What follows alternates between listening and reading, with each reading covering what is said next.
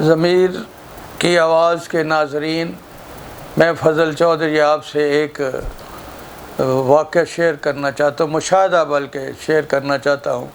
جب آپ پھل کی دکان پہ جاتے ہیں پھل خریدنے کے لیے، اور جب انگور آپ خریدتے ہیں تو انگور کے گچھے کے نیچے کچھ انگور گرے ہوئے بھی علیحدہ ہوئے بھی پڑے ہوتے ہیں۔ جو گچھے والے انگور ہیں ان کا ریٹ وہ دکاندار سے اگر 100 روپیہ کہتا ہے تو جو علیحدہ پڑے ہوئے ہیں ان کا 40 روپے بتاتا ہے۔ تو انگور تو وہ بھی ہے اور دونوں کا ذائقہ بھی ایک جیسا ہے۔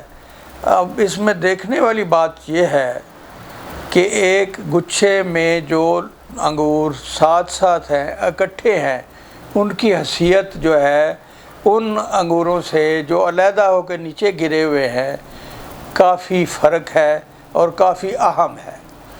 تو اس میں ہمیں یہ ایک فرق ملتا ہے، ایک سبق ملتا ہے کہ جو بھی کونج اپنی ڈار سے علیحدہ ہو جاتی ہے وہ اپنی منزل کو کھو دیتی ہے اور وہ اپنے مقصد سے پرے ہٹ جاتی ہے۔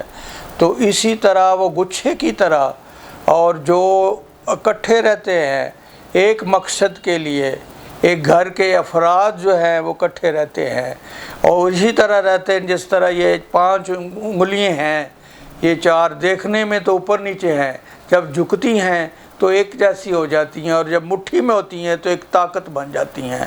تو اسی طرح اس گچھے میں جو انگور ہیں وہ ان کی حیثیت اہم ہے ان انگوروں سے جو علیحدہ علیحدہ نیچے گرے پڑے ہیں۔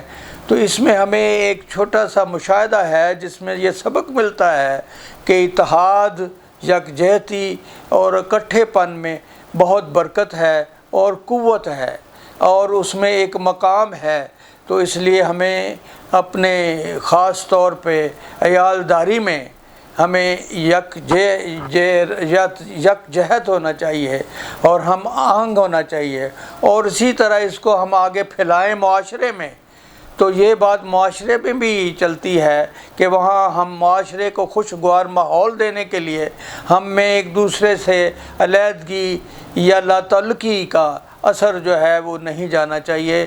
سو اللہ تعالی ہمیں یہ توفیق دے کہ ہم انگور کے گچھے کی مانند ہوں، بلکہ انگور کے جو علیحدہ علیحدہ ہوئے انگور ہیں ان طرح نہ ہوں، بلکہ ہماری حیثیت جو ہے معاشرے میں اور اپنے اہل و عیال میں انگور کے ایک متحد گچھے کی طرح ہو۔